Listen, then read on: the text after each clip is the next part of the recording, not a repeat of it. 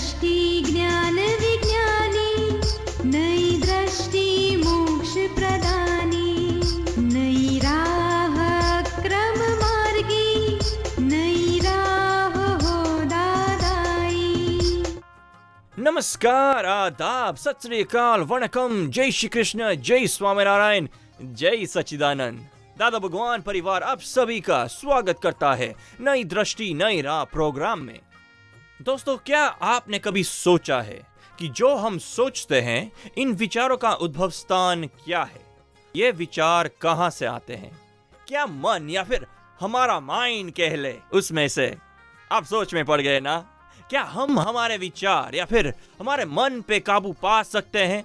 हमारा मन तो देखा जाए तो कहीं एक जगह पे टिकता नहीं, तो क्या उसकी ये चंचलता मेडिटेशन या ध्यान से काबू में आ सकती है, या फिर ये सब टेम्पररी सॉल्यूशंस ही है? चलिए सुनते हैं पूज्य निरुमा से अपने मन के बारे में। निरुमा, मेरा ये पूछना था कि मन को कंट्रोल में कैसे करें, क्योंकि कभी कभी हमको पता होता है कि हम गलत काम कर रहे हैं, पर फिर भी हम रोक नहीं पाते खुद को, तो उसके लिए क्या करना चाहिए? ऐसा है, अपने मन का खूब स्टडी करना चाहिए, क्या उसको पहचानना चाहिए। सबसे ज्यादा विचार किसके आते हैं?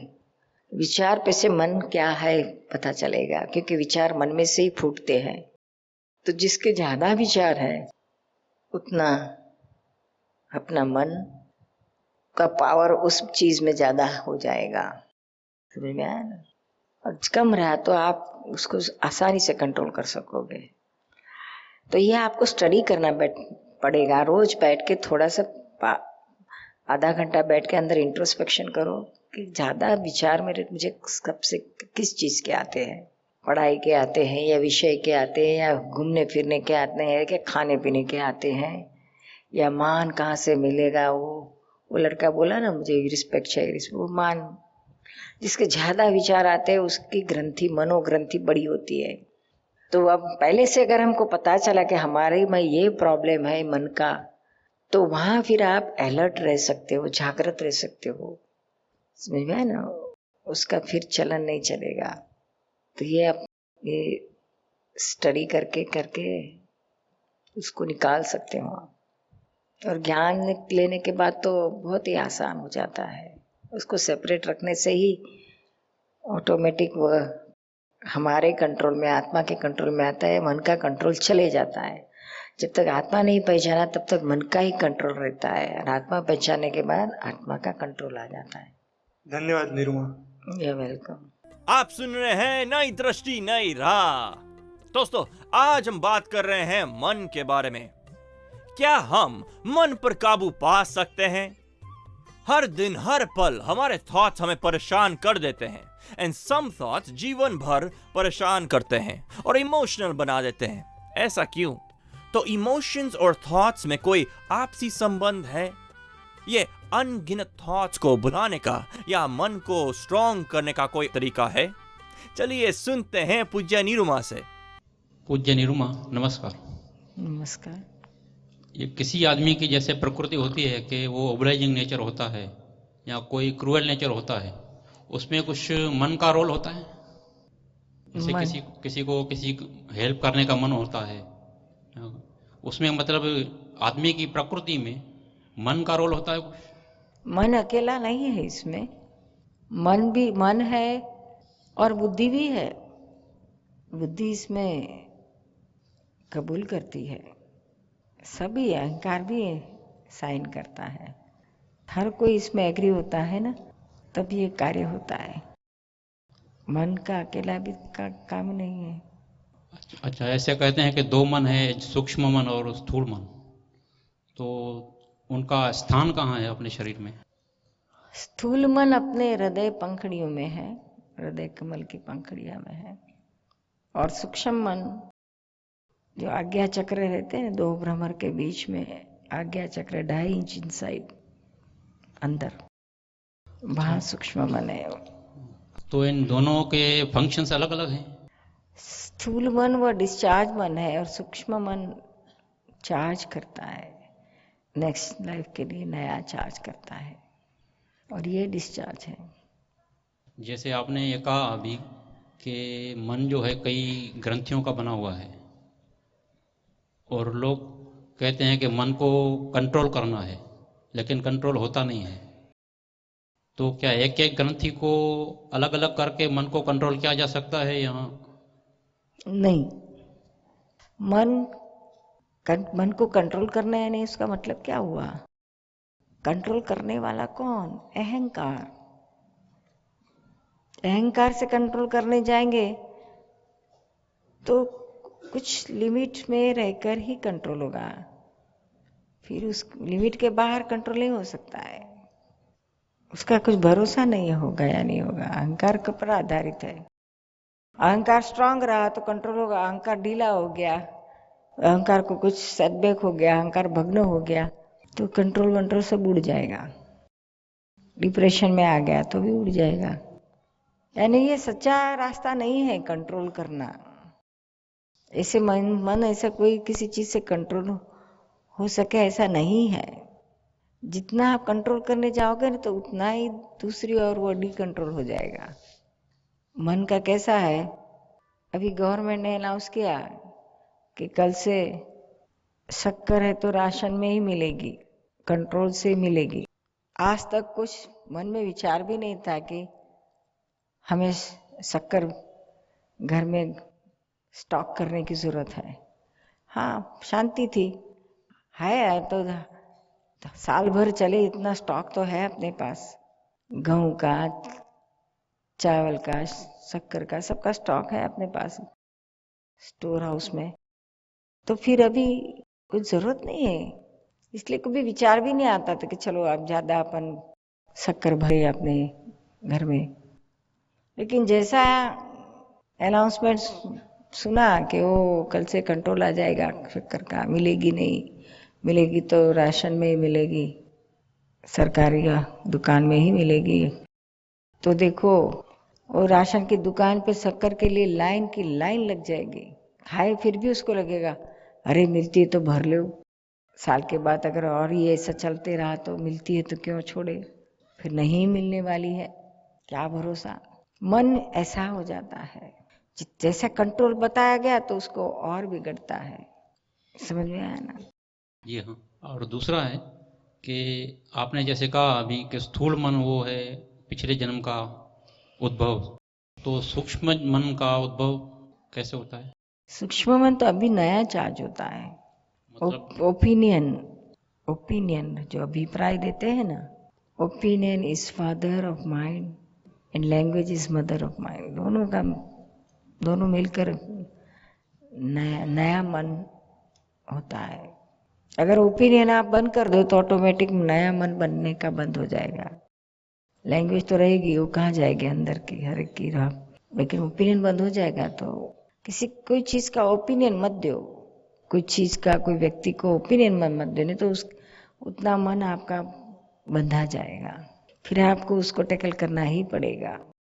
और ओपिनियन नहीं रहा तो मन नहीं बंधा जाता है तो फिर आगे का प्रॉब्लम ही नहीं खड़ा होता है, मन हैरान ही नहीं करेगा। धन्यवाद। आप सुन रहे हैं नई दृष्टि नई राह। दोस्तों, क्या आपने कभी सोचा है कि हमें जो मन में विचार आते हैं वो क्या हमारी अपनी बोली के ऊपर निर्भर होते हैं?